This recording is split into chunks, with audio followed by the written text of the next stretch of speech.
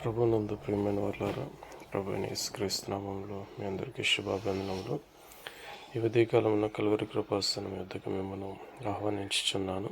సంఖ్యాకాండము 10వ అధ్యాయము 36వ వచనంలో, అది నిలిచినప్పుడు అనగా మందసము నిలిచినప్పుడు అతడు యెహోవా ఇశ్రాయేలు వేవేల మధ్యకు మరల రమ్మనెను.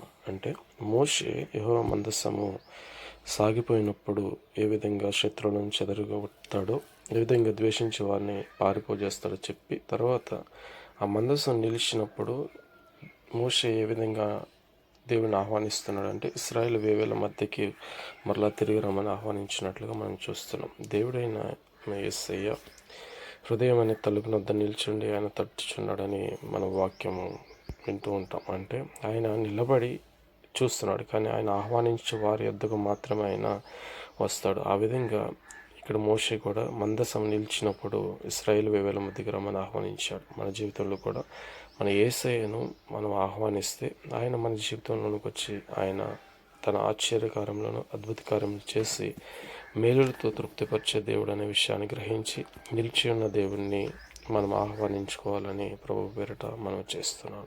ఆమేన్.